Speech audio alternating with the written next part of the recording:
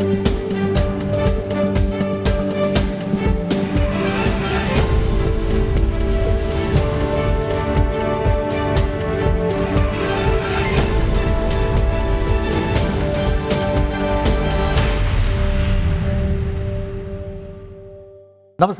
ജനം ഡിബേറ്റിലേക്ക് ഏവർക്കും സ്വാഗതം.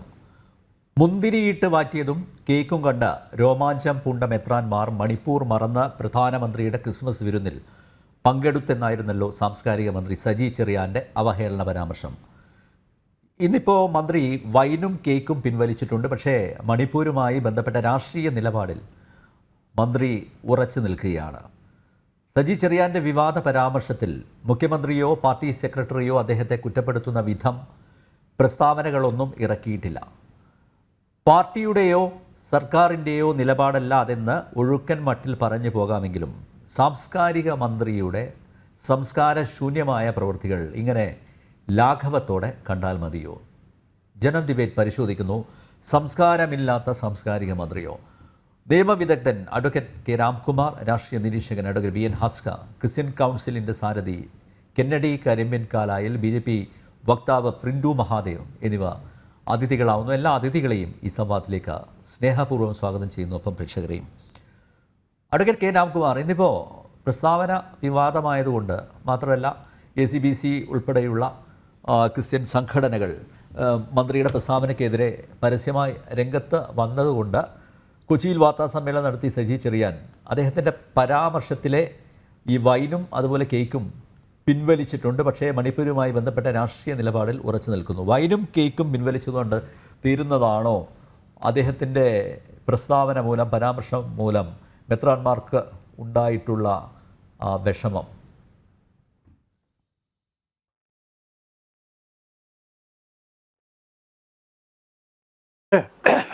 സാംസ്കാരിക മന്ത്രി അവകാശപ്പെടുന്നത് അദ്ദേഹം മതേതരവാദി എന്നാണ്. മതേതരം എന്ന് പറഞ്ഞാൽ ഞാൻ മനസ്സിലാക്കുന്നത് ഒരു മതങ്ങളോടും വിധേയബദ്ധമില്ലാത്ത, മതം രാഷ്ട്രീയത്തിലോ പൊതുപ്രവർത്തനത്തിലോ കലർത്താത്ത ഒരു പ്രവർത്തനം എന്നാണ് നമ്മളൊക്കെ മനസ്സിലാക്കുന്നത്. പക്ഷെ അങ്ങനെയാണെങ്കിൽ നമ്മുടെ സാംസ്കാരിക മന്ത്രിയോട് ചില ചോദ്യങ്ങൾ ഈ സംസ്ഥാനത്തെ പൗരൻ എന്ന നിലയ്ക്ക് ചോദിക്കാനുണ്ട്. താങ്കളുടെ മന്ത്രിസഭ ഇഫ്താർ പാർട്ടി നടത്താറുണ്ട്. ഇഫ്താർ പാർട്ടി ഒരു മതേതര പരിപാടിയാണെന്ന് ശത്രുക്കൾ പോലും പറയില്ല.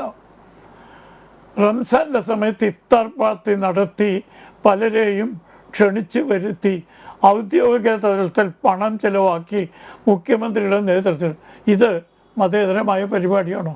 പോട്ടെ, താങ്കൾ പറയുന്നത് ക്രിസ്മസിന് ക്ഷണിച്ചപ്പോൾ മണിപ്പൂർ വിഷയം അവതരിപ്പിക്കണമെന്നാണ്.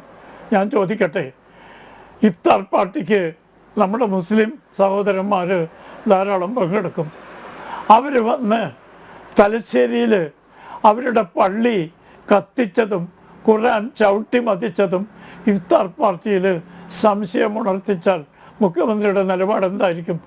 അതിനാണ് അവരെ ക്ഷണിച്ചു വരുത്തുന്നത്. പോട്ടെ, ഹജ്ജ് യാത്രയ്ക്ക് നമ്മുടെ മന്ത്രിമാർ വിമാനത്താവളത്തിൽ പോയി യാത്ര അയക്കുന്നതും സ്വീകരിക്കും. ഇതൊരു മതേതര പരിപാടിയാണോ? തൃശ്ശൂർ പൂരം നടത്തിപ്പിന് മുഖ്യമന്ത്രി കാര്യമായ തടസ്സങ്ങൾ നീക്കാൻ ചെല്ലണോ?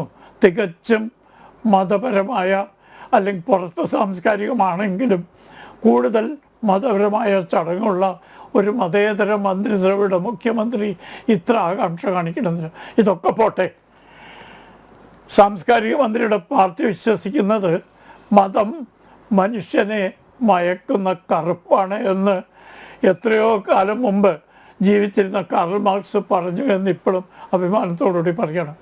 അങ്ങനെ ആണെങ്കിൽ എന്തിനാ സർ താങ്കളുടെ പാർട്ടിയിലെ ആളുകൾ ദേവസ്വം ബോർഡുകളിലും എല്ലാം കടന്നുകൂടി നക്കാപ്പിച്ച കാശിന് വേണ്ടി മതം പ്രോത്സാഹിപ്പിക്കുന്ന മതപരമായ ചടങ്ങുകൾ പങ്കെടുക്കുക പോലും ചെയ്യുന്ന പ്രവൃത്തികൾ ചെയ്യുന്നു? ഇത് മതേതരത്തിൻ്റെ ഭാഗമാണോ? പോട്ടെ, ശിവഗിരിയിൽ എല്ലാ പരിപാടിയിലും മന്ത്രിമാർ നിലയിലേക്ക് പങ്കെടുക്കുന്നുണ്ട്. ഇത് മതേതര പരിപാടിയാണോ? അപ്പോൾ ക്രിസ്മസിന് പ്രധാനമന്ത്രിയെപ്പോലെ ഒരു പ്രമുഖ വ്യക്തി എല്ലാ രാജ്യങ്ങളിലും ചെയ്യുന്ന പോലെ ഒരു ക്രിസ്മസ് വിരുന്ന് ഒരുക്കി മതമേലധ്യക്ഷന്മാരെ ക്ഷണിക്കുമ്പോൾ താങ്കളുടെ പാർട്ടി എന്തിനാ സർ ഇങ്ങനെ വെകളി കൊള്ളുന്നത്? കാലാകാലങ്ങളായി ന്യൂനപക്ഷങ്ങളെ ഭൂരിപക്ഷത്തിനെതിരായി കലയിപ്പിച്ച് അതിൽ നിന്ന് വോട്ട് ബാങ്ക് സൃഷ്ടിച്ച് മുതലെടുക്കാനുള്ള പരിശ്രമത്തിൻ്റെ തിരശ്ശീല വീഴും എന്ന പേടി കൊണ്ടല്ലേ യഥാർത്ഥത്തിൽ തങ്ങളുടെ പാർട്ടി എതിർക്കുന്നത്? ഇവിടെ മതം രാഷ്ട്രീയത്തിൽ നിന്ന് വേർപെടണമെന്ന കാര്യത്തിൽ സംശയമില്ല. പക്ഷെ ഇവിടെ മതേതര പാർട്ടി ഏതാണെന്ന് ഭൂതക്കണ്ണാടി വെച്ച് നോക്കിയാലും കാണില്ല. എൻ്റെ വിനീത അഭിപ്രായത്തിൽ നമ്മുടെ മാവോയിസ്റ്റ് സുഹൃത്തുക്കൾ മാത്രമാണ് മതേതരമായി പ്രവർത്തിക്കുന്നത്. മറ്റ് പാർട്ടികളുടെ കാര്യം കണ്ടറിയണം. അപ്പം അങ്ങനെ മതേതരത്വം ഉണ്ട് എന്ന് വീമ്പിളക്കുന്ന താങ്കളുടെ പാർട്ടിയല്ലേ സർ മതത്തിൻ്റെ പേരിൽ രാജ്യത്തെ വിഭജിക്കാൻ കൂട്ടുനിന്ന ഏക രാഷ്ട്രീയ കക്ഷി? ജവഹർലാൽ നെഹ്റു ചത്ത കുതിര എന്ന് പറഞ്ഞ സംഘടനയെക്കുറിച്ച് ഞാൻ മിണ്ടാൻ പോലും ആഗ്രഹിക്കുന്നില്ല. അത്രമാത്രം അപഹാസ്യമായ പ്രവർത്തനമാണ് അവരുടേത്. അവരുമായി കൂട്ടുകൂടി മന്ത്രിസഭ ഉണ്ടാക്കുന്ന ആളുകൾക്ക് മതേതര മന്ത്രി എന്ന് അവകാശപ്പെടാൻ ഇതുണ്ടോ? ഇത്തരം പ്രവർത്തനങ്ങൾ താങ്കൾക്ക് നിഷേധിക്കാൻ പറ്റുമോ? സാംസ്കാരിക മന്ത്രിയുടെ മതേതര അവകാശവാദം എന്തുമാത്രം പൊള്ളയാണെന്ന് അദ്ദേഹത്തിൻ്റെ പാർട്ടിയുടെയും പ്രവർത്തനം പരിശോധിച്ചാൽ അറിയാം. ഒരു പഞ്ചായത്ത് ഭരണം കിട്ടാൻ വേണ്ടി അഭിമന്യുവിനെ കൊന്നവരുമായി കൂട്ടുകൂടി നേട്ടം വീമ്പിളക്കി നടക്കുന്ന രാഷ്ട്രീയ കക്ഷിക്ക് മതേതര കക്ഷി എന്ന വിശേഷണം ചേരുമോ? അപ്പം എന്തർത്ഥത്തിലാണ് ഞാനൊരു മതേതരവാദിയാണ്, ആ വാദത്തിൽ ഉറച്ചു നിൽക്കുന്നു എന്ന് അവകാശപ്പെടുന്നത്? നിരപരാധികളായ 500ഓളം ഒരു സംഗീത ദിശയിൽ പങ്കെടുക്കുന്ന നിരായുധ ആളുകളെ കൊന്നൊടുക്കിയ ഹമാസിനെ സഹായിക്കലാണോ തങ്ങളുടെ മതേതരത്വം? രാജ്യം മുഴുവൻ പലസ്തീനികൾക്ക് വേണ്ടി കണ്ണീര് പൊഴിക്കുമ്പോൾ അവരെ സഹായിക്കാൻ നമ്മുടെ ഗവൺമെൻറ് മരുന്നുകൾ അയച്ചു കൊടുത്തപ്പോൾ, അവരോടൊപ്പം നിൽക്കുന്ന ഐക്യദാർഢ്യം പ്രഖ്യാപിച്ചപ്പോൾ താങ്കളുടെ മുഖ്യമന്ത്രി പറയുന്നത് ഹമാസിനൊപ്പം നിൽക്കാത്തത് കൊണ്ട് മതേതരത്വം നഷ്ടപ്പെട്ടു, വർഗീയത പുറത്തു വന്നു. ഇതെന്തൊരു ന്യായമാണ്? താങ്കളുടെ പാർട്ടിയുടെ നിലപാട് എന്താണെന്ന്, മതേതരത്തിൻ്റെ കാര്യത്തിൽ താങ്കളുടെ പാർട്ടിയുടെ നിലപാട് എന്താണെന്ന് വ്യക്തമാക്കാനുള്ള ഒരു ചുമതല, ബാധ്യത കേരളത്തിലെ ജനങ്ങളോട് വ്യക്തമായി ബോധിപ്പിക്കേണ്ട ചുമതല താങ്കൾക്കില്ലേ? അല്ലെങ്കിൽ ഞാനൊരു കാര്യം സൂചിപ്പിക്കാൻ ആഗ്രഹിക്കുകയാണ്. തലശ്ശേരിയിൽ ഞങ്ങളുടെ പള്ളി എന്തിനാ കത്തിച്ച്, ഞങ്ങളുടെ ഖുർആൻ എന്തിനാ ചവിട്ടി മെതിച്ച്, ആ FIR-ൽ വളരെ പ്രമുഖരായ പ്രതികളുടെ പേര് എങ്ങനെ വന്നു? മാർക്സിസ്റ്റ് പാർട്ടി പ്രവർത്തകർ മാത്രമല്ല, വലിയ ബന്ധങ്ങളുള്ള ആളുകളുടെ പേരെങ്ങനെ വന്നു എന്ന് നമ്മുടെ മുസ്ലിം സഹോദരന്മാർ ഇഫ്താർ പാർട്ടിയിൽ ചോദിക്കും എന്ന് വിചാരിക്കുന്ന താങ്കളുടെ നിലവാരത്തെപ്പറ്റി ഞങ്ങൾക്ക് പരിതാപമുണ്ട് സാർ. കാരണം നമ്മുടെ മുസ്ലിം സഹോദരന്മാർ അത്ര അല്പന്മാരല്ല. അവർ വളരെ വിശാല ഹൃദയരാണ്, ആതിഥ്യ മര്യാദയുള്ളതാണ്, അങ്ങേയറ്റത്തെ അതിഥി സൽക്കാര പ്രിയരാണ്, പരോപകാരികളാണ്, വിശ്വസിക്കാൻ കൊള്ളാവുന്നവരാണ്. പ്രത്യേകിച്ചും തലശ്ശേരിയിലെ മുസ്ലിം സഹോദരന്മാർ അവർ ഇഫ്താർ പാർട്ടിയിൽ വന്ന് പള്ളി കത്തിച്ച് എന്തിനാണ് ചോദിക്കണം എന്നാണ് താങ്കളുടെ വാദഗത.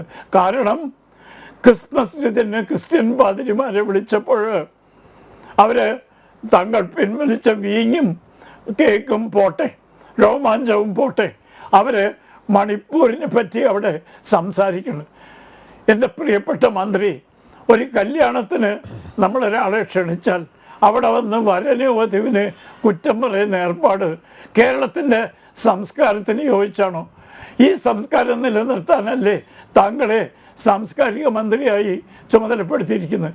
അപ്പോൾ ഇത്ര വില കുറഞ്ഞ സംസ്കാരം നമ്മളുടെ മുസ്ലിം സഹോദരന്മാരിൽ അടിച്ചേൽപ്പിക്കുന്നതും ക്രിസ്ത്യൻ പാതിരിമാരിൽ അടിച്ചേൽപ്പിക്കുന്നതും സംസ്കാരത്തിൻ്റെ ലക്ഷണമാണോ അതോ സംസ്കാരം ഇല്ലായ്മയുടെ ലക്ഷണമാണോ?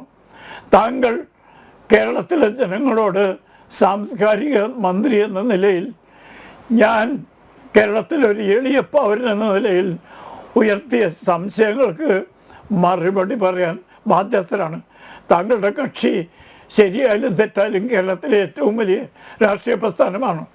രാജ്യത്ത് ഒരു കടലോരത്ത് മാത്രം ഒതുങ്ങി നിൽക്കുന്നതാണെങ്കിലും തമിഴ്നാട്ടിലെ സ്റ്റാലിൻ്റെ ഔദാര്യത്തിൽ ദേശീയ പദവി നിലനിർത്തിക്കൊണ്ടിരിക്കുന്ന പാർട്ടിയാണെങ്കിലും കേരളത്തിലെ ഏറ്റവും വലിയ പാർട്ടിയാണെന്ന് ഇപ്പോഴും സ്ഥിതിവിവര കണക്കുകൾ കാണിക്കുന്നു.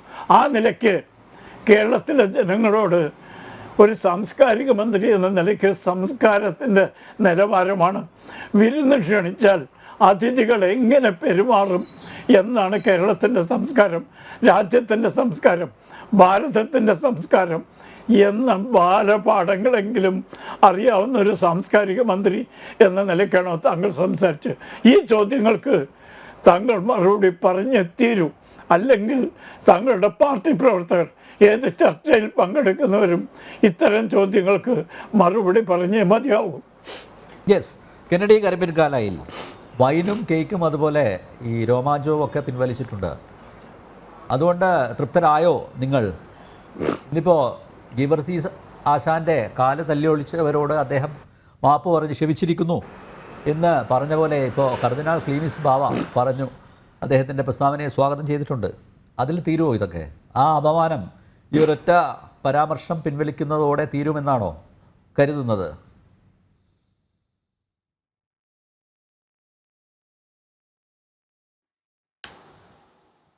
നമ്പ്യാർജി, നമ്മൾ ആദ്യം ഒരു കാര്യം മനസ്സിലാക്കേണ്ടത്, ഇത് എന്തുകൊണ്ടാണ് ഇത്തരത്തിലുള്ള ഒരു പ്രസ്താവന, അതും സാംസ്കാരിക മന്ത്രി, നാണം തോന്നുന്നു. കേരളത്തിൻ്റെ സാംസ്കാരിക മന്ത്രി ഇദ്ദേഹമാണെന്നും ഇദ്ദേഹത്തിൻ്റെ എന്താ പറയുക, ഈ ഒരു ഉളുപ്പില്ലാത്ത വർത്തമാനം കൊണ്ട് ഒരു പ്രാവശ്യം പണി പോയതാണെന്നും വീണ്ടും തിരിച്ചു വന്നിട്ടും നന്നാകാത്ത ലക്ഷണമാണെന്നും ആദ്യം ഭരണഘടനയെ അപമാനിക്കുകയും അതിനെതിരെ സംസാരിക്കുകയും വ്യക്തിപരമായി കുഴി തോണ്ടി, ഇപ്രാവശ്യം ചെയ്തത് കുറച്ചുകൂടി കടന്ന കൈയായി. അതായത് ഞാൻ കഴിഞ്ഞ ദിവസങ്ങളിലും പറഞ്ഞു, അതായത് പിണറായി വിജയൻ്റെ രണ്ടാം വരവ്, രണ്ടാം സർക്കാർ സത്യത്തിൽ കേരളത്തിലെ ക്രൈസ്തവരുടെ ഒരു ചുവട് മാറ്റം കൊണ്ട്, ക്രൈസ്തവരുടെ നിലപാടിലുള്ള മാറ്റം കൊണ്ടാണ് രണ്ടാമതൊരു ഊഴം കിട്ടിയതെന്ന് നിഷേധിക്കാൻ കഴിയുമോ CPM-നും LDF-നും? സെൻട്രൽ ട്രാവൻകൂർ ബേസ് ചെയ്തിട്ടുള്ള കേരള കോൺഗ്രസുകളുടെ പോളറൈസേഷൻ അല്ലേ സത്യത്തിൽ രണ്ടാം ഊഴത്തിന് പിണറായി വിജയന് ഒരു അവസരമൊരുക്കിയത്? ആ അവസരമൊരുക്കിയവരെ ഇത്തരത്തിലാണോ ഒരു മന്ത്രി നന്ദി പ്രകടിപ്പിക്കേണ്ടത്? ഈ തരത്തിലാണോ പുച്ഛിച്ച് സംസാരിക്കേണ്ടത്? അവരുടെ മുഖത്താണോ കാർക്കിച്ച് തുപ്പേണ്ടത്? ഇതിനു മുമ്പ് ഞാൻ ഓർക്കുകയാണ് നമ്പ്യാർജി, കേരളത്തിലെ കമ്മ്യൂണിസ്റ്റ് പാർട്ടിയുടെ വളർച്ചയുടെ, കമ്മ്യൂണിസ്റ്റ് പാർട്ടിയുടെ നിലപാടുകളുടെ, കമ്മ്യൂണിസ്റ്റ് പാർട്ടിയുടെ ആദർശങ്ങളുടെ, ആ അടിയുറച്ച വിശ്വാസങ്ങളുടെ പ്രതിഫലനം, അത് സമൂഹത്തിൽ ചെലുത്തിയ ആ ഒരു മാറ്റം, ആ സമൂഹത്തിൽ ചെലുത്തിയ സ്വാധീനത്തിൻ്റെ ഭാഗമായി വടക്കൻ ജില്ലകളിൽ മുസ്ലിം പെൺകുട്ടികൾ തട്ടമുപേക്ഷിച്ചു എന്ന് ഒരു സംസ്ഥാന കമ്മിറ്റി അംഗം പറഞ്ഞു, അഡ്വക്കേറ്റ് അനിൽകുമാർ. ഞാൻ ഓർക്കുന്നു, അദ്ദേഹം പറഞ്ഞതേ ഓർമ്മയുള്ളൂ. അദ്ദേഹത്തിൻ്റെ ഇതിലെ വട്ടം സ്റ്റിച്ചിടിച്ചു. പറഞ്ഞു തീർന്ന് നാവെടുക്കുന്നതിന് മുമ്പ് AN ആരിഫും ജലീലും കൂടി ചാടിയിറങ്ങി, ഇങ്ങോട്ട് കയറി പണിയാൻ നിൽക്കണ്ട, മിണ്ടാതിരുന്നാ മതി. അതായത് CPM-ന്റെ സംസ്ഥാന കമ്മിറ്റി അംഗത്തെ പാർട്ടി അംഗത്വം പോലുമില്ലാത്ത ജലീൽ പണി പഠിപ്പിച്ചു. ഒരു സമുദായത്തിന്റെ മുന്നിൽ, ഒരു സമൂഹത്തിന്റെ മുന്നിൽ CPM എന്ന് പറയുന്ന വലിയ കോളൻ നിവർത്തി നിർത്തി വാളിന്റെ മുന്നിൽ കൂടി നടന്നെന്നൊക്കെ ചരിത്രം പറയുന്നവർ മുട്ടയിലെഴയുന്ന കാഴ്ച നമ്മൾ കണ്ടു. കേരള സമൂഹത്തിൽ മാനം പോയി CPM-ന്റെ. കഴിഞ്ഞില്ല. പാർട്ടി സെക്രട്ടറി ഇടപെട്ടു. അങ്ങനെ ആവശ്യമില്ലാത്തതൊന്നും പറയണ്ട, അങ്ങനെ തട്ടവിട്ടതൊന്നും തട്ട ഉപേക്ഷിച്ചതൊന്നും CPM-ന്റെ നേട്ടമല്ല, കമ്മ്യൂണിസ്റ്റ് പാർട്ടിയുടെ നേട്ടമല്ല. കമ്മ്യൂണിസ്റ്റ് പാർട്ടിക്ക് അത്തരം കാര്യങ്ങളിലൊന്നുമില്ല. തട്ടമിടിയിക്കുന്നതിലാണ് താല്പര്യം എന്ന മട്ടിലായി പാർട്ടി സെക്രട്ടറിയുടെ അതിനകത്ത് വന്ന അഭിപ്രായങ്ങൾ. എന്നാൽ ക്രൈസ്തവരുടെ പുരോഹിതർക്കെതിരെ, മതമേലധ്യക്ഷർക്കെതിരെ വീഞ്ഞു മാറ്റിയതും രോമാഞ്ചും അടക്കമുള്ള വൾഗർ വർത്താനം പറഞ്ഞിട്ട് എന്താ ഗോവിന്ദ മാഷെ മിണ്ടാത്തെ? ഗോവിന്ദ മാഷിന് കേട്ടില്ല എന്നുണ്ടോ? പാർട്ടി സെക്രട്ടറിക്ക് ഇപ്രാവശ്യം അഭിപ്രായം പറയണ്ടേ? നിങ്ങളുടെ വോട്ട് വേണ്ട. കാരണം കെന്നഡി അവൻ പാവം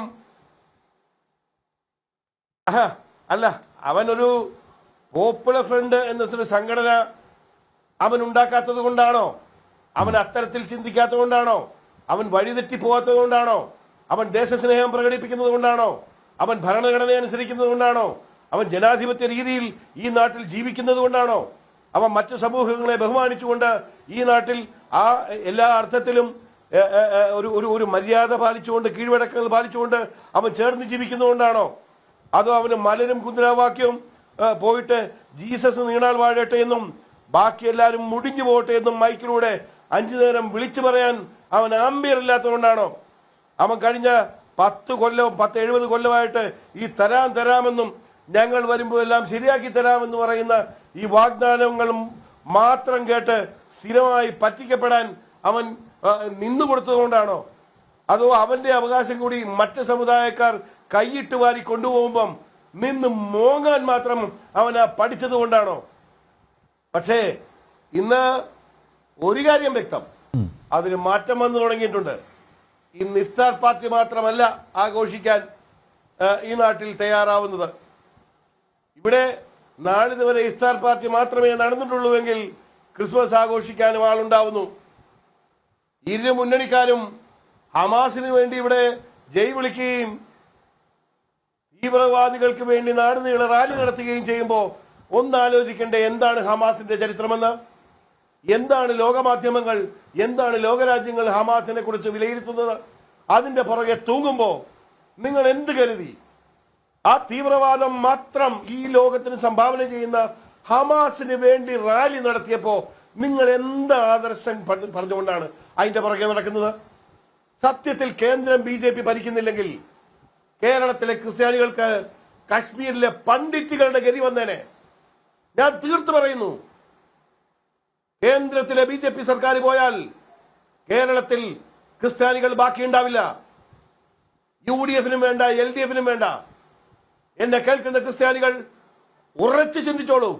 ഞാൻ പറയുന്നത് സത്യമാണെങ്കിൽ മാത്രം നിങ്ങൾ വിലക്കെടുത്താൽ മതി. കാശ്മീരിലെ പണ്ഡിറ്റുകളുടെ അവസ്ഥ എന്താണെന്ന് നിങ്ങളൊന്ന് പഠിക്കാൻ ശ്രമിച്ചോളൂ. ശ്രീ കെന്നഡി, ഞാൻ ഒറ്റ കാര്യം ചോദിച്ചോട്ടെ. സംസ്കാരികമായി തിരുത്തണ്ട. അതായത് ഈ തട്ടം വിഷയം വന്നപ്പോൾ താങ്കൾ നേരത്തെ പറഞ്ഞു പാർട്ടിയിൽ അംഗം പോലും അല്ലാത്ത ജലീൽ ഇടപെട്ടു, AM ആരിഫ് ഇടപെട്ടു. ഒപ്പം തന്നെ പാർട്ടി സംസ്ഥാന നേതൃത്വം, മുഖ്യമന്ത്രി എല്ലാവരും പ്രതികരിച്ചു. ഇവിടെ കുഞ്ഞുമാണിയുണ്ട്, കേരള കോൺഗ്രസ് നേതാവ്. പിന്നെ അതുമാത്രമല്ല റോഷി അഗസ്റ്റിനുണ്ട്, മന്ത്രിയാണ്. കമാന്നൊരക്ഷരം പറഞ്ഞല്ലോ. എന്താ പറയുക, അത് അദ്ദേഹത്തിൻ്റെ വ്യക്തിപരമായിട്ടുള്ള അഭിപ്രായമാണെന്ന്. ഒന്ന് കുറ്റപ്പെടുത്താനുള്ള ആർജവം പോലും ഇല്ല. ഇവർക്കെല്ലാം ക്രൈസ്തവരുടെ വോട്ട് വേണം. പക്ഷേ ക്രൈസ്തവരെ അപമാനിച്ചാൽ അവർ കണ്ടുകൊണ്ടിരിക്കും.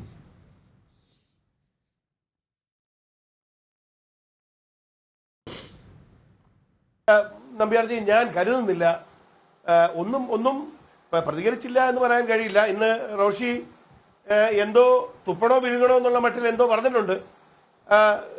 അതിന് എന്താ പറയാ, അവരുടെ ഒരു ഗതികേട് കണ്ട് പരിതപിക്കാനേ കഴിയൂ. കഷ്ടമാണ് കേരള കോൺഗ്രസ് മാണി പാർട്ടിയുടെ അവസ്ഥ.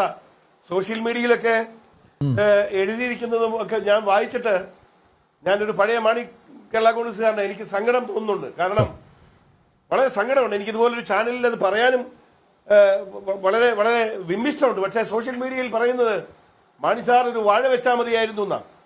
സങ്കടം തോന്നുന്നു. കാരണം കേരളത്തിലെ ഭരണത്തിൽ നിർണായക സ്വാധീനം ചെലുത്തിയിരുന്ന കേരള കോൺഗ്രസ് ആണത്. വാ തുറക്കാൻ പറ്റുന്നില്ല. നവകേരള സദസ്സിനിടയ്ക്ക് താണ്ടിക്കിട്ട് തട്ടിയിട്ട് മിണ്ടാതിരിക്കുന്നു.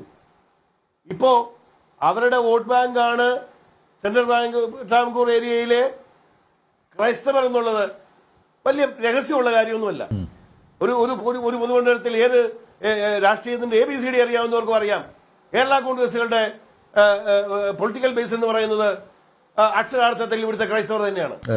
അവരെ റെപ്രസെന്റ് ചെയ്ത് വരുന്ന ഇവർ അവരുടെ വോട്ട് വാങ്ങി വിജയിച്ച് MLAയും MP യുമായിട്ട് വന്നവർ അവരുടെ വോട്ട് ബാങ്കിന്റെ ക്രൈസ്തവരുടെ മേലധ്യക്ഷന്മാരെയും ആ സമൂഹത്തിനെയും ആ സമുദായത്തിനെയും ഒക്കെ രോമാഞ്ചവും വീഞ്ഞുമാറ്റും ഇതിന്റെ അപ്പുറം പറഞ്ഞാലും മിണ്ടാത്ത ഗതികേടിൽ അധികാരത്തിന്റെ ഒരു ഒരു ഒരു എച്ചിൽ കഷ്ണം നക്കാൻ നിന്നാൽ ഒരു കാര്യം ഓർക്കുക,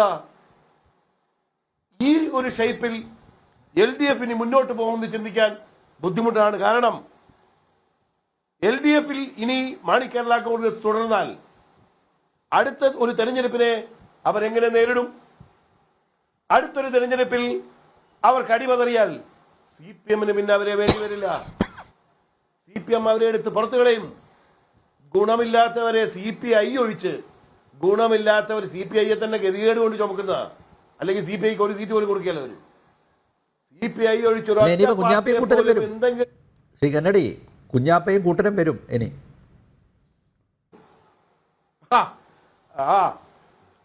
അതിനുള്ള പണി അവർ തുടങ്ങിയിട്ടുണ്ട്. കാരണം ഓപ്പണായല്ലേ പിന്തുണ കൊടുക്കുന്നത്. CPMന്റെ സംസ്ഥാന കമ്മിറ്റി അംഗത്തിനെ തിരുത്തിക്കുന്നത് പാർട്ടി അംഗത്വം പോലും ഇല്ലാതെ ജലീൽ ആരാണ്? ഇടയ്ക്ക് നിൽക്കുന്ന മീഡിയേറ്റർഷിപ്പ് നടത്തുന്ന Jaleel he's so powerful, highly influential. ജലീലിന് കാര്യങ്ങൾ കൈകാര്യം ചെയ്യാൻ കഴിയും. മുസ്ലിം ലീഗിനെ LDFിലേക്ക് അടുപ്പിക്കാനുള്ള പല നടപടികളും നമുക്കറിയാമല്ലോ. ഏതൊരു പൊളിറ്റിക്കൽ പാർട്ടിയും ജനസമക്ഷം വന്ന് ഞങ്ങളെ അങ്ങനെ ഒരു ചിന്തിച്ചിട്ടേ ഇല്ല എന്ന് പറഞ്ഞാൽ ഏതാണ്ട് പകുതി തീരുമാനം കഴിഞ്ഞു എന്നർത്ഥം. മുസ്ലിം ലീഗിന്റെ പല നേതാക്കളും UDFന്റെ കൂടെ ഉറച്ചു നിൽക്കുമെന്ന് പറയുമ്പോൾ കോൺഗ്രസിന് ഏതാനും കാര്യങ്ങൾ തീരുമാനം ഏകദേശം മനസ്സിലായിട്ടുണ്ട്. അതുകൊണ്ടാണ് കോൺഗ്രസ് ഒരു ഏകപക്ഷീയ നിലപാടിൽ നിന്ന് ഒരു മൃദു ഹിന്ദുത്വ രീതിയിലേക്ക് ഞങ്ങൾ അയോധ്യയിൽ പോകും, രാമക്ഷേത്രത്തിന്റെ ഉദ്ഘാടനത്തിന് ഞങ്ങൾ പോകും, ഞങ്ങൾ വരും, ക്ഷണിച്ചില്ലേലും പോകും, പോയില്ലേലും ഞങ്ങൾ എല്ലാവരെയും വിളിച്ചോണ്ട് ഈ രീതിയിൽ ഒരു പുനർ ചിന്ത, ഒരു നവീകരണത്തിന് കോൺഗ്രസ് തയ്യാറാകുന്നതിന്റെ അർത്ഥം അവർ കാര്യങ്ങൾ തിരിച്ചറിയുന്നു എന്നാണ്. അവരുടെ കാഴ്ചവട്ടിൽ നിന്ന് മുസ്ലിം ലീഗിന്റെ ആ ഒരു ഭാഗം പകുതി അടർന്നു കഴിഞ്ഞു. ഇനി അത് അധികം മുന്നോട്ട് പോവില്ല. അത് കോൺഗ്രസ് തിരിച്ചറിഞ്ഞിട്ടുണ്ട്. ഏതായാലും ഈ വരുന്ന ഒരു തെരഞ്ഞെടുപ്പിൽ BJP ക്രിസ്ത്യാനികളുമായിട്ടുള്ളൊരു ബന്ധം അത് ഇടതുപക്ഷത്തിനെയും വലതുപക്ഷത്തിനെയും വിരളി പിടിപ്പിച്ചിട്ടുണ്ട്. കോൺഗ്രസിന്റെ നേതാക്കന്മാരാണെങ്കിലും CPM ആണെങ്കിലും പ്രത്യേകിച്ച് അത്തരത്തിലൊരു വിരളി പിടിച്ചിട്ടുണ്ട്. പക്ഷെ CPMന്റെ അതിനകത്ത് ഒരു പ്രത്യേകതയുള്ളത്, ക്രിസ്ത്യാനിയെ എതിര് പക്ഷത്തേക്ക് നിർത്തിക്കൊണ്ട് അവരുടെ ഒരു ശ്രമം ആ വോട്ട് മുമ്പേ ഏകപക്ഷീയമായി വളരെ ഒറ്റക്കെട്ടായി തന്നെ UDFന് പോയിക്കൊണ്ടിരുന്ന വോട്ടാണ്. അത് സ്പ്ലിറ്റ് ചെയ്യുക എന്നുള്ള ഉദ്ദേശത്തിലാണ് ഇപ്പോ CPM ഒരു കളി വെച്ചിരിക്കുന്നത്. പകുതി BJPക്ക് പോയാലും ഗുണം CPMന് തന്നെ. പക്ഷെ CPM ഒരു കാര്യം മനസ്സിലാക്കേണ്ടത്, ഈ നാട്ടിലെ ക്രൈസ്തവർ അത്യാവശ്യം വിദ്യാഭ്യാസവും വിവരമുള്ളവും രാഷ്ട്രീയപരമായി ഉന്നത ബോധമുള്ളവരുമാണ്. BJP, ഞാൻ കഴിഞ്ഞ ദിവസം പറഞ്ഞു, BJP ഒരു വിന്നബിലിറ്റി ഉള്ള പാർട്ടിയാണ്. വിജയിക്കാൻ ഞങ്ങൾക്ക് കഴിയും എന്ന് ക്രൈസ്തവരെ ബോധ്യപ്പെടുത്തിയാൽ ക്രൈസ്തവരുടെ വോട്ടുകൾ വിഭജിച്ചു പോകും എന്ന നിങ്ങളുടെ തന്ത്രം അവിടെ പാളിയേക്കാം. നിങ്ങൾ ഈ കുഴിക്കുന്ന കുഴി സ്വയം കുഴി തോണ്ടലായി മാറാനുള്ള സാധ്യത വളരെ വർദ്ധിച്ചിരിക്കുന്നു. നമ്പ്യാർജി, ബാക്കി അടുത്ത റൗണ്ടിൽ പറയാം. പ്രിന്റോ, നേരത്തെ നമ്മുടെ കന്നഡി കരിമ്പിൻകാലയിൽ ചൂണ്ടിക്കാണിച്ചതുപോലെ ഈ ക്രൈസ്തവ വിഭാഗം BJPയോട് അടുക്കുന്നു. അത് തന്നെയല്ലേ ഈ സാംസ്കാരിക മന്ത്രിയിൽ നിന്നും ഇത്തരത്തിലുള്ള സംസ്കാരരഹിതമായിട്ടുള്ള പരാമർശങ്ങൾ ഉണ്ടാക്കാൻ കാരണം അല്ലേ? അങ്ങനെ ഒരു ടെൻഷൻ ആധി അവർക്കുണ്ട്. ഇത് കൃത്യമായി ആസൂത്രണം ചെയ്ത് നടത്തിയൊരു പൊളിറ്റിക്കൽ സ്റ്റേറ്റ്മെൻറ്റ് തന്നെയാണ്. അപ്പോൾ മണിപ്പൂരുമായി ബന്ധപ്പെട്ട ആ നിലപാടിൽ അദ്ദേഹം ഉറച്ചു നിൽക്കുന്നു. പക്ഷേ അപമാനം ഉണ്ടാക്കിയെന്ന് തോന്നുന്ന ആ ഭാഗങ്ങൾ അദ്ദേഹം പിൻവലിച്ചു. ബട്ട് ആത്യന്തികമായി ആ ഒരു അവഹേളനം അതേപോലെ നിൽക്കുകയല്ലേ അവിടെ? തീർച്ചയായും അനിൽ സാർ, ഇത് CPM-ന്റെ അവസാനത്തെ വെപ്രാളമാണ്. നമ്മൾ ഈ ബഹുമാനപ്പെട്ട സംസ്കാരമില്ലാത്ത സാംസ്കാരിക വകുപ്പ് മന്ത്രി ജനൻ ടിവിയുടെ ക്യാപ്ഷൻ ഒരു കാലത്ത് നമ്മൾ കേരളമൊക്കെ ചർച്ച ചെയ്ത എന്ത് പ്രഹസനമാണ് സജി എന്ന രീതിയിൽ കേരളത്തിൽ എത്തി നിൽക്കുന്നത്. നമുക്കറിയാം, ഈ കമ്മ്യൂണിസ്റ്റുകാർ ശരിക്കും നമ്മൾ പറയാറുണ്ട് ആട്ടിൻതോലണിഞ്ഞ ചെന്നായ എന്നാണ് പറയാറ്. സത്യത്തിൽ ചെന്നായ എത്രയോ പാപമാണ്. ആട്ടിൻതോലണിഞ്ഞ കമ്മ്യൂണിസ്റ്റുകളുടെ യഥാർത്ഥ സ്വഭാവം എന്താണെന്ന് ഈ സജി ചെറിയാന്റെ പ്രസ്താവനയിലൂടെ കേരളത്തിന് ബോധ്യമായിരിക്കുകയാണ്. ഈ ഒരു വളരെ പോളിഷോടുകൂടി ക്രൈസ്തവ സ്നേഹവും മുസ്ലിം സ്നേഹവും ഒക്കെ പറയുമ്പോഴും യഥാർത്ഥ കമ്മ്യൂണിസ്റ്റുകാരന്റെ ഉള്ളിലുള്ള ഈ അന്ധമായിട്ടുള്ള ക്രൈസ്തവ വിരോധവും സഭകളോടുള്ള നിലപാടും ബിഷപ്പുമാരെയും നമ്മുടെ ഏറ്റവും യോഗ്യതുല്യരായി ജീവിക്കുന്ന ബിഷപ്പുമാരെയും ഒക്കെ എത്ര അവഹേളനത്തോടുകൂടി പുച്ഛത്തോടു കൂടിയിട്ടാണ് ഈ ഒരു കമ്മ്യൂണിസ്റ്റുകാരൻ ഇങ്ങനെ കേരളത്തിന്റെ പൊതുമധ്യത്തിൽ വെച്ച് തെറി വിളിക്കുന്നത്. ഈ സാംസ്കാരിക ബോധം എന്ന് പറയുന്നത് പറഞ്ഞു കണ്ടിന്യൂ ചെയ്തോളൂ. ഓക്കെ. ഈ സാംസ്കാരിക മന്ത്രി എന്ന് പറയുമ്പോൾ നമുക്കറിയാം കേരളത്തിന് ശാപം എന്ന് പറയുന്ന രണ്ട് വ്യക്തികൾ. ഒന്ന് സജി ചെറിയാൻ, സാംസ്കാരിക വകുപ്പ് മന്ത്രി. അതോടുകൂടി കേരളത്തിന്റെ ഈ സാംസ്കാരിക പ്രഭുത്വം അതോടുകൂടി പോയി. രണ്ട്, വിദ്യാഭ്യാസ മന്ത്രി ശിവൻകുട്ടി. നമുക്കറിയാം ഈ രണ്ടു പേരെയും ഈ കേരള ജനത ഏതർത്ഥത്തിലാണ് കാണുന്നതെന്ന്. അപ്പോൾ ഇവരിൽ നിന്ന് വമിക്കുന്ന വാക്കുകൾക്കും അത്രത്തോളം വിഷമുണ്ടായിരിക്കും. നമുക്കറിയാലോ, ഈ ഭരണഘടന ഇദ്ദേഹത്തിന്റെ ആദ്യത്തെ പ്രസ്താവന, രണ്ടാം കമ്മ്യൂണിസ്റ്റ് പിണറായി സർക്കാരിൽ നിന്ന് ആദ്യമായി രാജിവെക്കേണ്ടത് ഇദ്ദേഹത്തിനാണ്. അന്ന് ഇദ്ദേഹത്തിന്റെ പ്രസ്താവന എന്തായിരുന്നു? ഭരണഘടനയ്ക്കെതിരെയായിരുന്നു. ഭരണഘടന ഇന്ത്യയിൽ കൊള്ളക്കാരെ സൃഷ്ടിക്കാൻ വേണ്ടിയുള്ളത്, ഇന്ത്യൻ ഭരണഘടന കൊള്ളക്കാരെ സൃഷ്ടിക്കാൻ വേണ്ടിയുള്ളതാണെന്നാണ് അദ്ദേഹത്തിന്റെ അന്നത്തെ പ്രസ്താവന. വിടുവായത്തം. ആ വിടുവായത്തത്തിന്റെ പേരിലായിരുന്നു അദ്ദേഹത്തിന് ആദ്യമായിട്ട് രാജിവെക്കേണ്ടി വന്നത്. ഇപ്പോൾ അദ്ദേഹം അത് കഴിഞ്ഞ് രണ്ടാമത് ഇപ്പൊ അദ്ദേഹം കുതിര കയറാൻ ശ്രമിക്കുന്നത് ഇവിടെ ബിഷപ്പുമാരുടെ അടുത്തേക്കാണ്. ഇതിന് സ്വാഭാവികമായിട്ട് നമുക്കറിയാം അവരുടെ പ്രശ്നം. ആദരണീയനായിട്ടുള്ള പ്രധാനമന്ത്രി കഴിഞ്ഞ ക്രിസ്മസ് ദിനത്തിൽ ലോകം മുഴുവൻ ക്രിസ്മസ് ഉണ്ണിയേശുവിന്റെ തിരുപ്പിറവി ആഘോഷിക്കുന്ന ദിനത്തിൽ ഇന്ത്യയുടെ ചരിത്രത്തിൽ ആദ്യമായിട്ട് ഇന്ത്യയുടെ പ്രധാനമന്ത്രിയുടെ വസതിയിൽ വെച്ച് മുഴുവൻ ക്രൈസ്തവ നേതൃത്വത്തെ വിളിച്ച് അദ്ദേഹം അവരോട് സംസാരിക്കുന്നു, സ്നേഹപൂർവ്വം വിരുന്നൊരുക്കുന്നു. ആയിരത്താണ്ടുകളായിട്ട് ക്രൈസ്തവ നേതൃത്വം ഈ ഭാരതത്തിന് നൽകിയിട്ടുള്ള സംഭാവനകളെ കുറിച്ച് അദ്ദേഹം പറയുന്നു. ഈ രാജ്യത്തിന്റെ രാഷ്ട്ര നിർമ്മാണത്തിൽ ക്രൈസ്തവ സഭകൾ വഹിച്ച പങ്കിനെ കുറിച്ച് പറയുന്നു. സാംസ്കാരിക, സാമൂഹിക, രാഷ്ട്രീയ മേഖലയിൽ ക്രൈസ്തവ സമൂഹം ഈ രാജ്യത്തിന് നൽകിയിട്ടുള്ള സംഭാവനകളെ കുറിച്ച് പറയുന്നു. വ്യവസായികളായിട്ടുള്ള ക്രൈസ്തവർ, സ്പോർട്സ് മേഖലയിലുള്ള ക്രൈസ്തവ, അങ്ങനെയുള്ള ക്രൈസ്തവ നേതൃത്വമായിട്ട് 60ഓളം ക്രൈസ്തവ സംഘടനകളുമായിട്ട് അദ്ദേഹം നടത്തിയിട്ടുള്ള ഊഷ്മളമായിട്ടുള്ള ചെറിയ നമ്മുടെ മണിപ്പൂരുമായ വിഷയവുമായി ബന്ധപ്പെട്ട ചെറിയ മുറിവുകളൊക്കെ ഉണ്ട്. സ്വാഭാവികമാണ്, മുറിവുകളൊക്കെ ഉണങ്ങണമല്ലോ. പ്രധാനമന്ത്രി എടുത്ത ധീരമായിട്ടുള്ള ഒരു നിലപാട്. അദ്ദേഹം ഇത് 2015 മുതൽ ക്രൈസ്തവ നേതൃത്വമായിട്ട് അദ്ദേഹം കൊണ്ടുവന്ന ഒരു ഇതാണ്. നമ്മുടെ കൊച്ചിയിലത്ത് അദ്ദേഹം വന്ന സമയത്തും ഈ ക്രൈസ്തവ നേതൃത്വം അദ്ദേഹം നടത്തിയ ചർച്ച. ഇനി തൃശ്ശൂർ വന്നാൽ നമുക്കറിയാം, നാളെ തൃശ്ശൂർ വരും, എന്താണ് സംഭവിക്കുന്നത് നമുക്ക് കണ്ടറിയാം. അപ്പൊ സ്വാഭാവികമായിട്ട് ഇത്തരത്തിൽ ക്രൈസ്തവ സമൂഹത്തെ നെഞ്ചോട് ചേർത്ത് പിടിച്ചുകൊണ്ട് ഈ രാജ്യത്തിന്റെ പുരോഗതിയിൽ ക്രൈസ്തവ നേതൃത്വത്തിന് വഹിച്ച പങ്കിനെ ആർക്കെങ്കിലും തള്ളിക്കളയാൻ പറ്റുമോ? വിദ്യാഭ്യാസ മേഖലയിൽ ക്രൈസ്തവ നേതൃത്വം നയിച്ചിട്ടുള്ള പങ്കിനെ ആർക്കെങ്കിലും ഒന്ന് ആഗോള സഭയാണ്, ആഗോളതലത്തിൽ ഒരു സഭ. ആ സഭയുടെ ഒരുപാട് ആവശ്യങ്ങൾ ഇപ്പൊ നോക്കൂ, 2024 25 മാർപ്പാപ്പയെ പോലെയുള്ള ആഗോള ക്രൈസ്തവരുടെ തലവൻ ഇന്ത്യയിലേക്ക് ക്ഷണിക്കുന്നു. അദ്ദേഹം വരുമെന്ന് ഉറപ്പു നൽകുന്നു. ഈ റബ്ബർ അടക്കമുള്ള വിഷയങ്ങൾ ക്രൈസ്തവ സഭയുടെ ആശങ്കകൾ പരിഹരിക്കുന്നു. നോക്കൂ, ഈ പാലാ ബിഷപ്പിനെതിരെ ഉറഞ്ഞു തുള്ളിയിട്ടുള്ള പോപ്പുലർ ഫ്രണ്ട് അടക്കമുള്ള മതഭീകരവാദ സംഘടനകളെ ഇവിടെ നിരോധിച്ചുകൊണ്ട് ഇവിടുത്തെ ക്രൈസ്തവ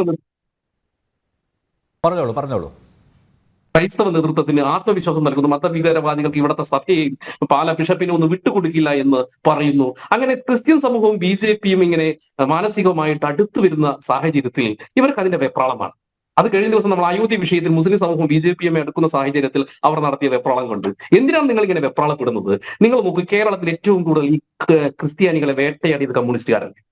നിങ്ങൾ കമ്മ്യൂണിസ്റ്റ് പാർട്ടിയുടെ EMSന്റെ വിമോചന സമരം മുതലുള്ള ചരിത്രം ഒന്ന് നിങ്ങൾ പരിശോധിച്ച് നോക്കൂ. വിമോചന സമരത്തിൽ അറസ്റ്റ് ചെയ്യപ്പെട്ട 1.5 ലക്ഷം ആളുകളെയാണ് വിമോചനത്തിൽ. അതിൽ 1 ലക്ഷത്തോളം ക്രൈസ്തവ സഹോദരന്മാരായിരുന്നു. ആ ക്രൈസ്തവ സഹോദരന്മാരിൽ 40,000-ഓളം പേർ സ്ത്രീകളായിരുന്നു. ആ സ്ത്രീകളിൽ ഭൂരിപക്ഷം ക്രൈസ്തവ സ്ത്രീകളായിരുന്നു. നിങ്ങൾ നോക്കണം, അന്ന് നടത്തിയിട്ടുള്ള ക്രൈസ്തവ വേട്ട കേരളം കണ്ടതാണ്. നിങ്ങൾ നോക്കൂ, വിമോചന സമരത്തിലുണ്ടായ വെടിവെപ്പുകൾ, അങ്കമാലി വെടിവെപ്പ്, പുല്ലുവിള വെടിവെപ്പ്, ചെറിയ തുറ വെടിവെപ്പ്, ഇങ്ങനെ വെടിവെപ്പുകളൊക്കെ മരണപ്പെട്ടിട്ടുള്ളത് അന്ന് ക്രൈസ്തവരാണ്. അന്ന് കമ്മ്യൂണിസ്റ്റ് ഭരണകൂടം ക്രൈസ്തവരെ എത്ര അക്രമാസക്തമായിട്ടാണ് നേരിട്ടത്. നോക്കൂ, നമ്മൾ ഗുജറാത്തിലെ ഒരു ഗർഭിണിയുടെ കഥ ഇവർ പറയാറുണ്ടല്ലോ, ശൂലത്തിന്റെ കഥ, ഇല്ലാത്തൊരു കഥ, FIR-നകത്ത് ഇല്ലാത്തൊരു കഥ, അത് പ്രചരിപ്പിച്ചിട്ടുണ്ട്. സത്യത്തിൽ അത് നടന്നത് ഈ കേരളത്തിലല്ലേ?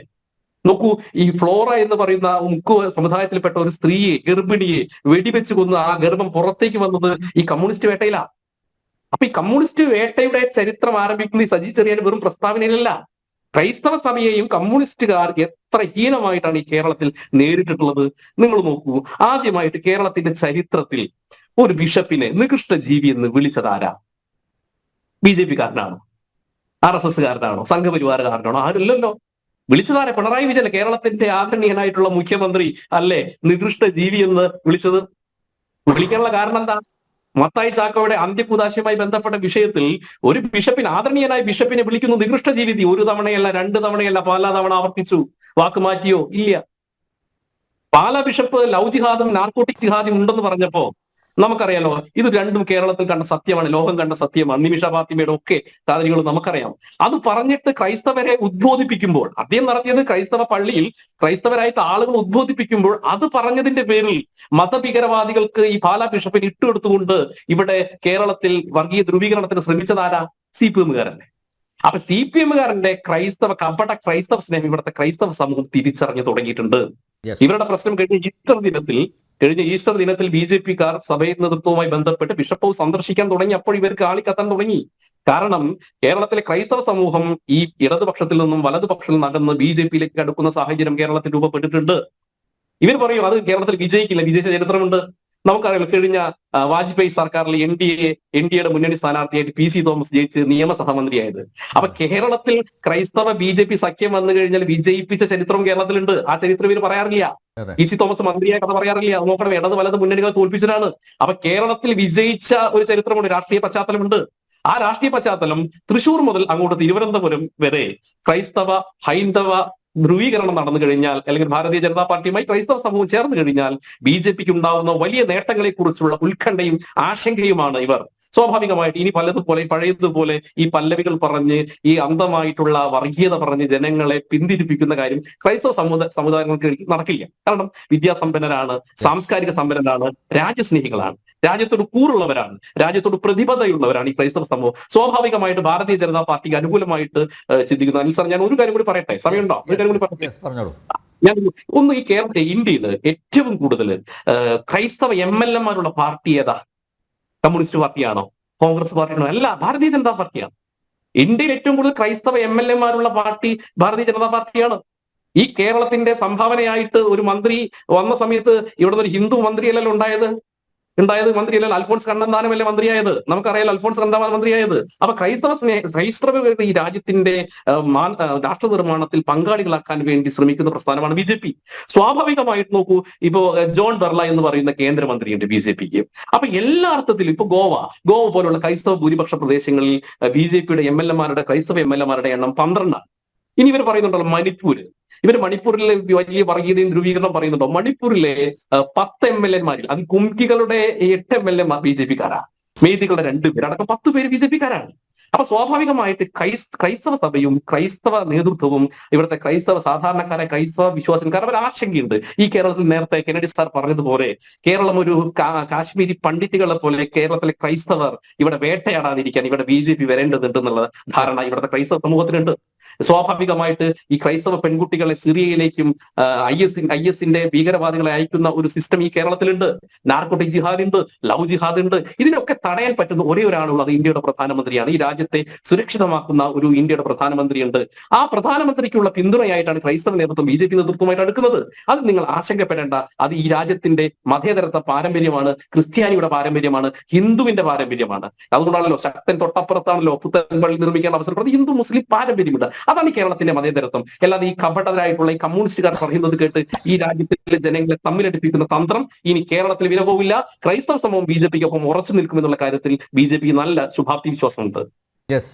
അഡ്വക്കേറ്റ് അസ്ക, CPM സംസ്ഥാന സമിതി അംഗം അഡ്വക്കേറ്റ് അനിൽകുമാർ തട്ടം പരാമർശം നടത്തിയപ്പോൾ അന്ന് അടുത്ത മാത്രയിൽ ഇടപെട്ട് അദ്ദേഹത്തെ ആ പരാമർശം പിൻവലിപ്പിച്ചത് CPM അംഗം പോലും അല്ലാത്ത KT ജലീലും അതുപോലെ CPM-ൻ്റെ MP AM ആരിഫുമാണ്.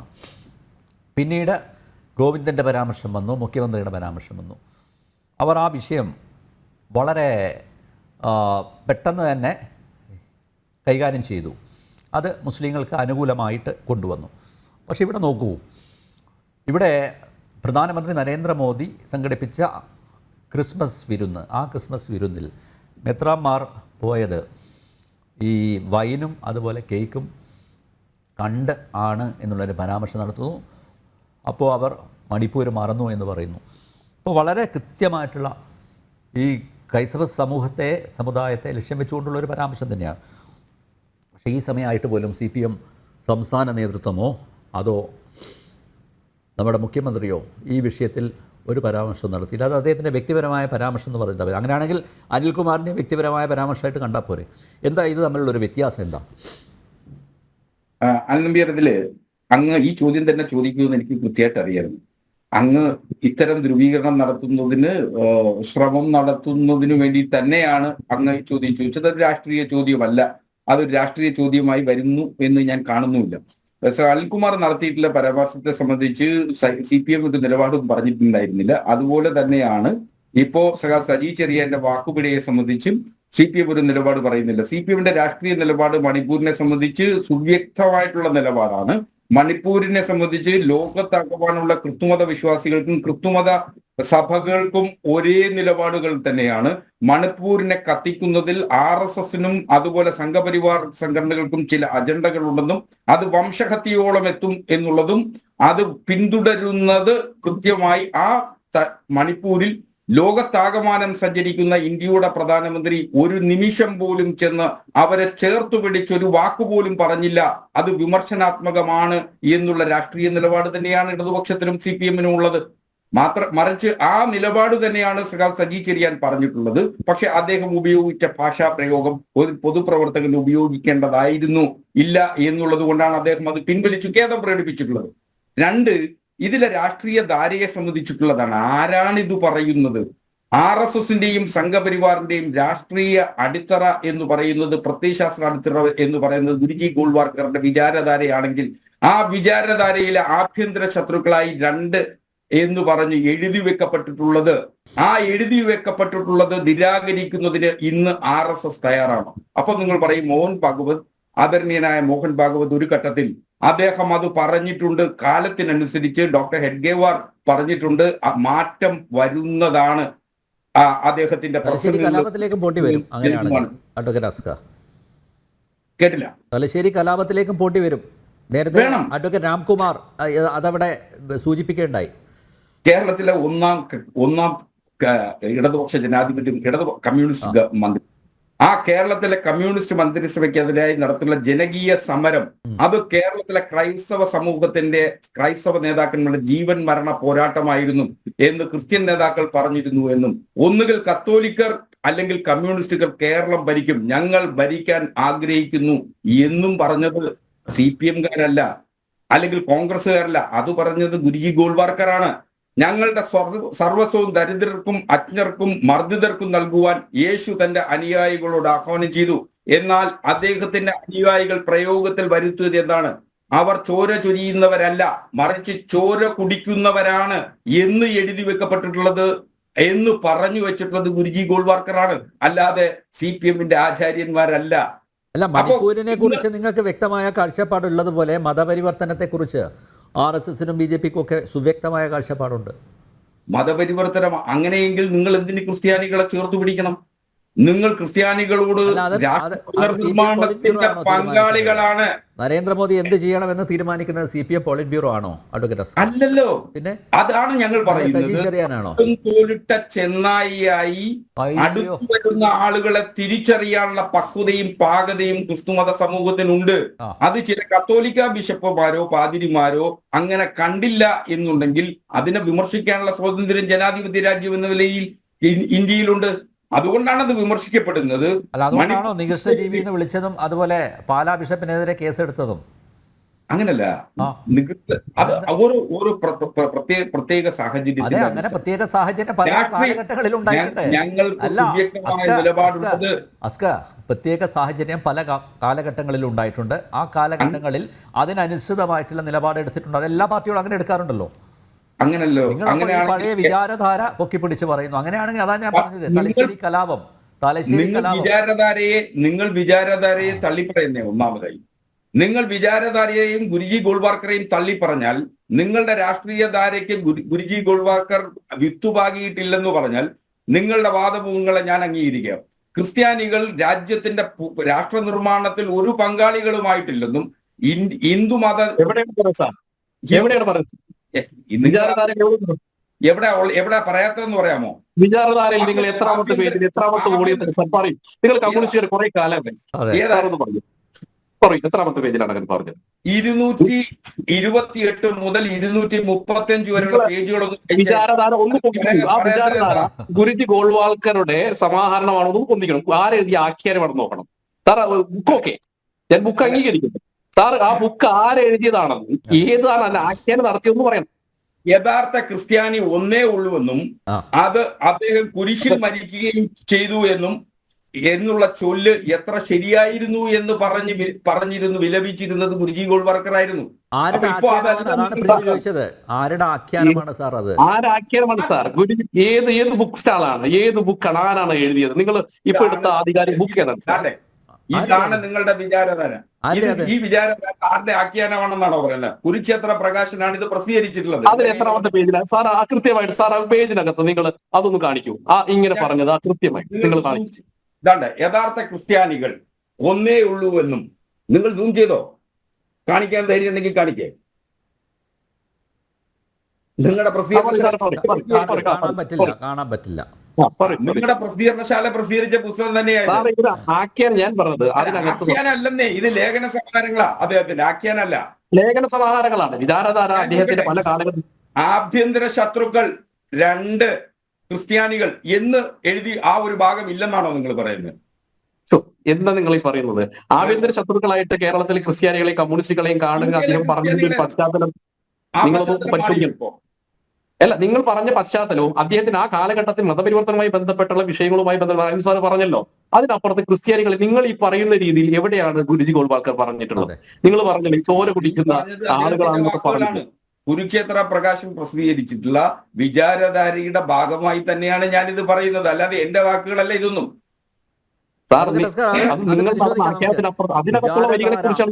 ഇത്തരം വിഷയങ്ങൾ വരുമ്പോൾ വിചാരധാര എന്നും പിന്നെ ചർച്ച ചെയ്യാറുണ്ട്. നിങ്ങൾക്ക് ആയുധം അതാണ്, പക്ഷെ അതിലെ വ്യത്യസ്തമായിട്ടുള്ള വ്യാഖ്യാനങ്ങൾ വന്നിട്ടുണ്ട്. അപ്പൊ അതുകൂടി താങ്കൾ മനസ്സിലാക്കണം. അതങ്ങനെ വ്യാഖ്യാനിച്ച് മാറ്റാൻ കഴിയുന്നല്ലോ. ഹൈന്ദവ ഹൃദയങ്ങളിൽ നിന്നും വിശ്വാസം തകരുന്നതോടെ അവന്റെ ദേശീയതയും നശിക്കപ്പെടുന്നു എന്നും പറയുന്നത് വിചാരധാരയിലല്ലേ?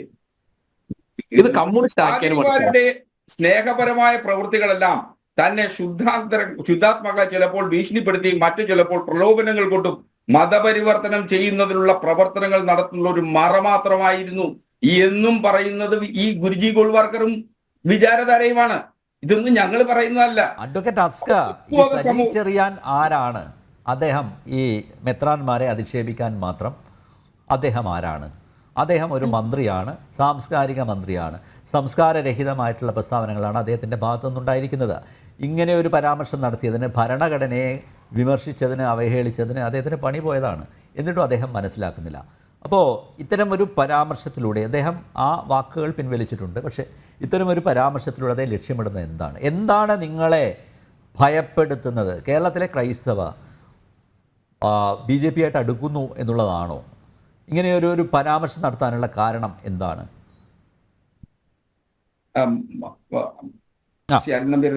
ഒന്നാമത്തെ പ്രശ്നം, കേരളത്തിലെ ക്രൈസ്തവരും ഇന്ത്യയിലെ ക്രൈസ്തവരും RSS സംഘപരിവാർ അല്ലെങ്കിൽ അവരുടെ രാഷ്ട്രീയധാരയായ BJPയുമായി അടുക്കുന്നു എന്നുള്ളത് നിങ്ങളുടേതായിട്ടുള്ള ഒരു വികലമായ വീക്ഷണം മാത്രമാണ്.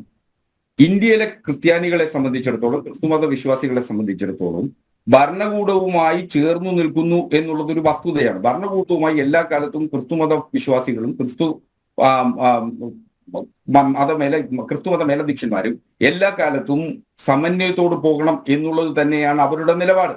ഉദാഹരണമായി ഏതേത് രാജ്യങ്ങളിൽ ക്രിസ്തുമത പ്രവർത്തനങ്ങൾ നടത്തിയിട്ടുണ്ടോ ആ രാജ്യത്തിന്റെ സാംസ്കാരിക പൈതൃകവുമായി ഇഴുകിച്ചേരുന്ന തരത്തിലാണ് അവരുടെ പ്രവൃത്തികൾ വന്നിട്ടുള്ളത്. നമ്മൾ ക്രിസ്തുമതത്തിന്റെ ചരിത്രം പരിശോധിച്ചാൽ 2000 കൊല്ലത്തോളം വരുന്ന അതിന്റെ ചരിത്രം പരിശോധിച്ചാൽ കൃത്യമായി നമുക്കത് ബോധ്യമാവും. അപ്പൊ സ്വാഭാവികമായും ഭരണകൂടവുമായി ചേർന്നു നിൽക്കുന്നു എന്നുള്ളിടത്ത് നിങ്ങൾ കരുതുന്നത് പോലെ നിങ്ങൾ വെച്ചു നീട്ടുന്ന ഇലകൾ കണ്ട് മോഹിച്ചു വരുന്നവരല്ല ക്രിസ്തു മതവിശ്വാസികൾ. നിങ്ങൾ നടത്തിയിട്ടുള്ള കൊടിയ പീഡനങ്ങൾ, പച്ചയ്ക്ക് കത്തിച്ച മനുഷ്യർ, അഡ്വക്കേറ്റ് അസ്ക, നിങ്ങൾ എത്രമാത്രം അവഹേളിച്ചു ഒരു ഒരു ഒരു സമുദായത്തെ. വൈനും കേക്കും കണ്ടു കഴിഞ്ഞാൽ അവിടെ കമഴ്ന്നടിച്ച് വീഴുന്നവരാണോ മെത്രാന്മാർ? അല്ല, അത് പിശകായി പറഞ്ഞതാണെന്നേ. അത് അദ്ദേഹത്തിന്റെ പ്രയോഗത്തിൽ വന്നിട്ടുള്ള പിശക് തന്നെയാണ്. അല്ല, അത്തരം ഭാഷാ പ്രയോഗങ്ങൾ വളരെ വ്യക്തമായ കാര്യത്തിൽ എനിക്കൊരു നിലപാടുണ്ട്. നമ്മൾ നികൃഷ്ടജീവിയോ അല്ല, നമ്മൾ പൊതുപ്രവർത്തകർ ഉപയോഗിക്കുന്ന വാക്കുകളെ സംബന്ധിച്ചും പ്രയോഗങ്ങളെ സംബന്ധിച്ചും കൃത്യമായ അച്ചടക്കം പാലിക്കണം. അത് പൊതുമണ്ഡലത്തിൽ ഉണ്ടാക്കുന്ന വേദനകളും അലോസരങ്ങളും ചില്ലറയാകില്ല. അത്തരം പ്രയോഗങ്ങൾ ചെയ്യാൻ പാടില്ല എന്നുള്ളത് തന്നെയാണ്. അത് നികൃഷ്ട ജീവിതയായാലും അത് ഇപ്പോ അദ്ദേഹം ഉപയോഗിച്ച രോമാഞ്ചം എന്ന പദമായാലും അത് കൃത്യമായി ഉപയോഗിക്കപ്പെടാൻ പാടില്ലാത്തതാണ്. കാരണം ക്രിസ്തുമത വിശ്വാസികളെ സംബന്ധിച്ചിടത്തോളം വീഞ്ഞും അപ്പവും എന്ന് പറയുന്നത് അവരുടെ വിശ്വാസ പ്രമാണത്തിലെ ഏറ്റവും ഹൃദയത്തോട് അടുത്തു നിൽക്കുന്ന ഒരു പ്രക്രിയയാണ്. ആ പ്രക്രിയ ബോധ്യപ്പെടുകയും അതിനെ അവഹേളിക്കുകയും ചെയ്യുക എന്ന് പറയുന്നത് ഏതൊരു പൊതുപ്രവർത്തകനും ചെയ്യാൻ പാടില്ലാത്തതാണ്. അപ്പൊ അദ്ദേഹം അതുകൊണ്ട് തന്നെ ആ തെറ്റ് അദ്ദേഹത്തിന് ബോധ്യപ്പെട്ടെന്നേ. ആ തെറ്റ് ബോധ്യപ്പെട്ട നിമിഷം തന്നെ അദ്ദേഹം പത്രസമ്മേളനം വിളിച്ച് ബോധ്യപ്പെട്ട നിമിഷമൊന്നും അദ്ദേഹം ഒന്നും പറഞ്ഞിട്ടില്ല. അദ്ദേഹം ഒരക്ഷരം അതുമായി ബന്ധപ്പെട്ട് പ്രതികരിച്ചിട്ടില്ല. പോട്ടെ, ഇദ്ദേഹത്തെ മുഖ്യമന്ത്രി പിണറായി വിജയനുണ്ട്. അവരിടപെട്ടോ. അവിടെയാണ് ഞാൻ മറ്റേത് താരതമ്യം ചെയ്തത്. തട്ടം പരാമർശം വന്നപ്പോ അനിൽകുമാറിന്റെ കഴുത്തിന് പിടിച്ചു. ആ പിടിച്ചത് ആരൊക്കെയാ പിടിച്ചത്? പക്ഷേ ഇവിടെ നിങ്ങൾക്ക് മെത്രാന്മാരെ അധിക്ഷേപിക്കാം, അവഹേളിക്കാം, ചോദിക്കാനോ പറയാനോ ആരുമില്ല. നിങ്ങൾക്ക് തോന്നുമ്പോൾ ആ പ്രസ്താവന പിൻവലിക്കാം. ഇനി നാളെയും ഇതുപോലുള്ള സംസ്കാര ശൂന്യമായിട്ടുള്ള പ്രസ്താവനകൾ സജി ചെറിയാൻ്റെ ഭാഗത്തു നിന്നുണ്ടാകും. കാരണം അത് അദ്ദേഹത്തിൻ്റെ DNA-യിൽ ഉള്ളതാണ്. നമ്പ്യാർ ഒരു കാര്യം മനസ്സിലാക്കുക. സ്നേഹത്തിന്റെയും സഹനത്തിന്റെയും സന്ദേശം ഉയർത്തിക്കൊണ്ടാണ് ഇന്ത്യയിൽ ക്രിസ്തുമത വിശ്വാസികൾ, ക്രിസ്തുമത മേലധ്യക്ഷന്മാർ, പാതിരിമാർ അല്ലെങ്കിൽ സഭാധ്യക്ഷന്മാർ പ്രവർത്തിക്കുന്നത്. സ്വാഭാവികമായും ആ ആദരവ് അവർ അർഹിക്കുന്നുണ്ട്. ആ ആദരവിനെ ഒരു തരത്തിലും വില കുറിച്ച് കാണാൻ കഴിയില്ല എന്നുള്ളത് തന്നെയാണ് എന്റെ ബോധ്യം. ഇന്ത്യയിൽ ഒട്ടാകെ നടത്തിയിട്ടുള്ള, ലോകത്താകമാനം നടത്തിയിട്ടുള്ള ക്രിസ്തുമത വിശ്വാസ പ്രവർത്തനത്തിന്റെ ഏറ്റവും മഹത്തായ കാരുണ്യ പ്രവർത്തനം എന്ന് പറയുന്നത് ഞങ്ങളൊക്കെ തന്നെ, നമ്മൾ മഹാഭൂരിപക്ഷം പേരും പഠിച്ചത് അവരുടെ വിദ്യാലയങ്ങളിലാണ് എന്നുള്ളതാണ് ഏറ്റവും ഒന്നാമത്തെ പ്രശ്നം. ഞങ്ങൾക്ക് വാക്കുകളുടെ കരുത്തു നൽകിയത് ഈ സഭ നടത്തിയിരുന്ന വിദ്യാലയങ്ങളിലൂടെയാണ്. അപ്പൊ സ്വാഭാവികമായും ഞങ്ങൾ ഒരാൾക്ക് പോലും, മഹാഭൂരിപക്ഷം വരുന്ന ഇന്ത്യയിലെ വിദ്യാസമ്പന്നരായിട്ടുള്ള ആളുകൾ ഒരാൾക്ക് പോലും ക്രിസ്തുമത വിശ്വാസികളെയോ മിഷണറി പ്രവർത്തനത്തെയോ തള്ളിക്കറപ്പാനാവില്ല. അത് ചെയ്യുന്നത് അക്ഷന്തവ്യമായ അപരാധം തന്നെയാണ്, ഒരു തർക്കമില്ലെന്നേ.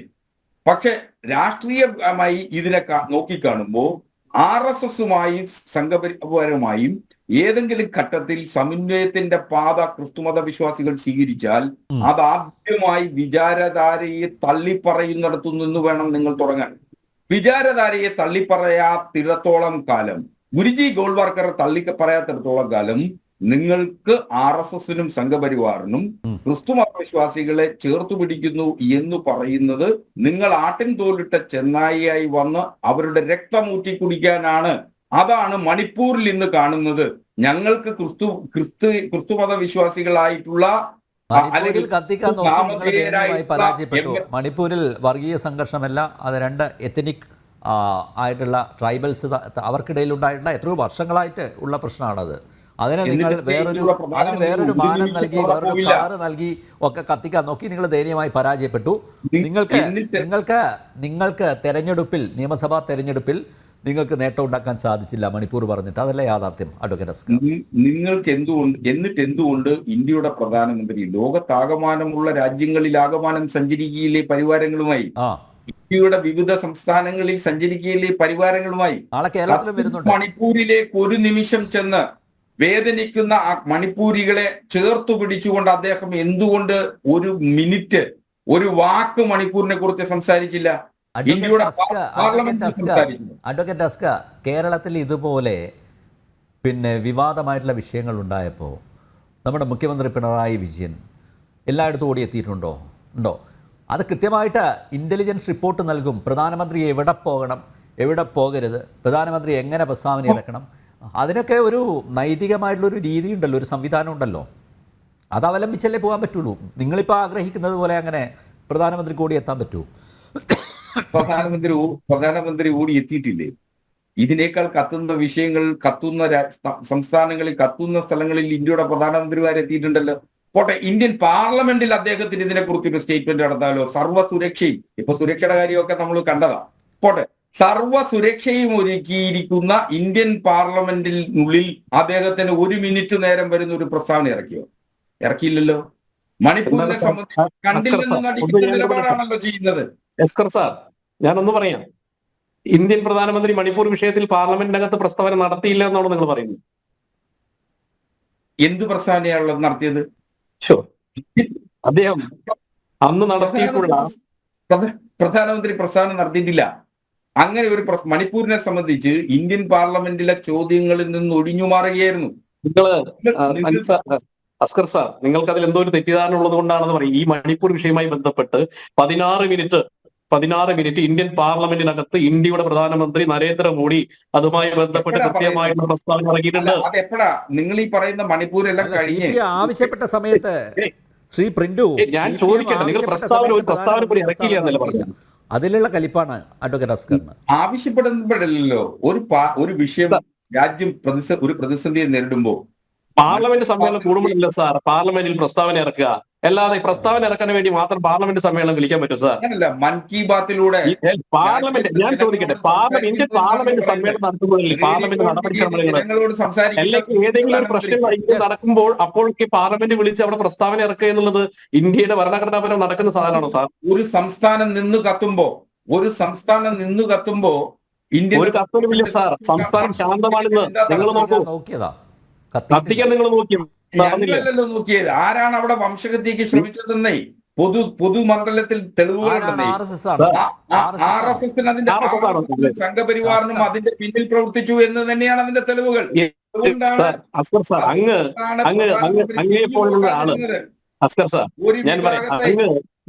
ഇപ്പോൾ കൃത്യമായി ബോധ്യമുള്ള ഒരാൾ, ഇതിനെക്കുറിച്ച് കൃത്യമായി ബോധ്യം അങ്ങേക്കേണ്ടത് ഞങ്ങൾക്കറിയാം.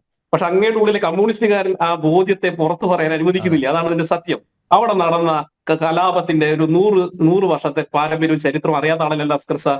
അവിടെ ഭാരതീയ ജനതാ പാർട്ടി വന്നത് എത്ര വർഷമായിട്ടുള്ള BJPയുടെ അധികാരത്തിൽ വന്നിട്ട് BJPക്ക് വേരോട്ടം ഉണ്ടായത് എത്ര സമയമായിട്ട് നമുക്കറിയാലോ. അതിന് മുമ്പേ ഈ കുംകികളും മെയ്ത്തികളും തമ്മിലുള്ള കലാപത്തിന്റെ ചരിത്രം അറിയാത്ത ആളല്ലല്ലോ അസ്കർ സാർ. പക്ഷെ അങ്ങയുടെ ഉള്ളിലെ കമ്മ്യൂണിസ്റ്റ് പൊതുബോധം ഈ സത്യത്തെ തുറന്നു പറയാൻ അദ്ദേഹം അങ്ങ് കൊണ്ട് സമ്മതിക്കില്ലേ? നമുക്കറിയാം, അങ്ങേക്ക് അറിയാം അതിന്റെ സത്യം. എന്നിട്ട് നിങ്ങളത് സംഘപരിവാറിനെതിരെയുള്ള ഒരു ആയുധമാക്കാൻ വേണ്ടിയിട്ട്, ഈ ജനങ്ങൾക്കിടയിൽ ആശങ്ക ഉണ്ടാക്കാൻ വേണ്ടി, പ്രത്യേകിച്ച് കേരളത്തിലെ സാഹചര്യത്തിൽ ക്രിസ്ത്യാനികൾ BJPയുടെ അടുത്തുള്ള സാഹചര്യത്തിൽ ഉപയോഗിക്കുന്നു. അതല്ലേ സാർ സത്യം? കേരളത്തിലെ ക്രിസ്ത്യാനികൾക്ക് വിദ്യാഭ്യാസവും വിവരമുള്ള ആളുകളാണെന്നേ. അവർ വിചാരധാര മുതൽ ക്രിസ്തുമത വിശ്വാസികളോട് RSSഉം സംഘപരിവാറും നടത്തിയിട്ടുള്ള സമീപനത്തെ കുറിച്ച് കൃത്യമായ ബോധ്യമുള്ളതാണ്.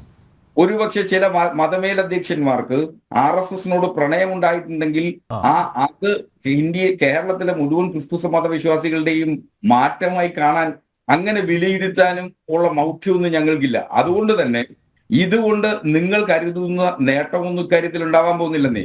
നിങ്ങൾ കൊടുക്കുന്ന ക്രിസ്മസ് വിരുന്നിൽ ആഹ്ലാദപൂരിതമായി അവരെ ചവിട്ടി മെതിക്കുകയും അവരെ രാജ്യദ്രോഹികളായി ചിത്രീകരിക്കുകയും ഹിന്ദുമത വിശ്വാസികളുടെ ദേവീദേവന്മാരെ ചവിട്ടിമതിക്കുകയും പിതാമഹന്മാരെ തള്ളിപ്പറയുകയും ഹിന്ദുമത വിശ്വാസികളായ പിതാമഹന്മാരെ തള്ളിപ്പറയുകയും ചെയ്ത ക്രിസ്തുമത വിശ്വാസികൾ എന്ന് പറഞ്ഞു വെച്ചത് മറക്കാനും പൊറുക്കാനും കഴിയുന്ന കാര്യമല്ലല്ലോ. അപ്പൊ അതിലാദ്യം അടിസ്ഥാനപരമായി RSS എടുക്കേണ്ടത് ക്രിസ്തുമത വിശ്വാസികളോടും അതുപോലെ ക്രിസ്തു സഭകളോടും അടുക്കുന്ന ഘട്ടത്തിൽ ആദ്യമായി ചെയ്യേണ്ടത് ഗുരുജി ഗോൾവാർക്കറെയും ഡോക്ടർ ഹെഡ്ഗേവാറിനെയും തള്ളിപ്പറഞ്ഞുകൊണ്ട് ഒരു രാഷ്ട്രീയ നിലപാടാണ് ശ്രീ നരേന്ദ്രമോദി എടുക്കേണ്ടത് എന്നുള്ളതാണ് എന്റെ അഭിപ്രായം. അതാണ് അസ്കറിന്റെ ആഗ്രഹം.